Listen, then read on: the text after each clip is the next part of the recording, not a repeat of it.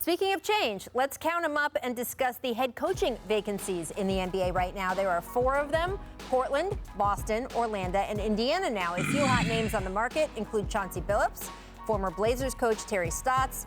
Zach, in your opinion, which is the best vacancy out there right now? If you had your pick of these jobs, who would you choose? I think it's got to be Boston.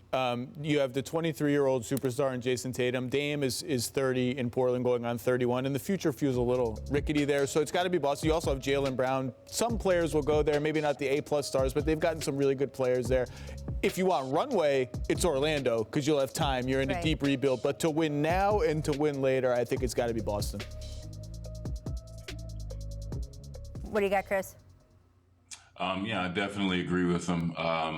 They have the talent, the flexibility, the draft picks, the cap space.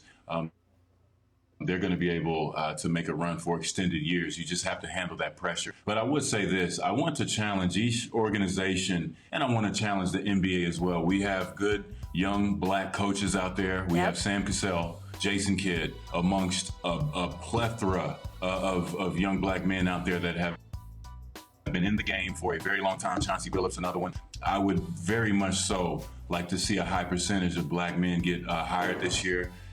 We've seen Steve Nash go straight to the top. We've seen Brad Stevens go from being a college coach to president of an organization, rightfully so. I'm sure those are brilliant guys, but I want to see black men getting a chance to be able to coach a team and have the shot at leading a team in the NBA. Amen. And I think a lot of current players like the idea of not just having someone who looks like them and that they feel that they can relate to, but someone who's had playing experience. And I think that's a whole separate category of guys, regardless of what they look like, but who maybe need to get a little bit more of a shot too. And I know that Damian Lillard wanted Jason Kidd initially. He went on the record with that. That's not going to happen. But again, the idea, someone they can relate to. Dame especially, I think, feels like he wants someone who knows what it's like to have been out there. I'd also like to say, Chris, I'm going to add to what you just said and say, let's give some of the women on these benches a shot. And whether it's actually for the job or just the interview process so that they can go through,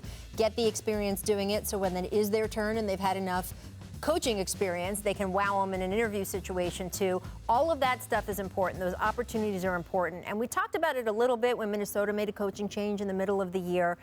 That was nothing against Chris, right? That had nothing to do with who they actually picked. It just had to do with the process and the idea of, hey, this process needs to be more inclusive. It just does, because until you get in a room with someone, they may not be the person who looks like the owner or who looks like the general manager. They may knock your socks off. They might not be your friend from 20 years back, but they might knock your socks off. So the idea that some of the people who haven't gotten a shot to just even be in the conversation, that needs to change. And I hope, Chris, to your point, that changes in a way that we can all see.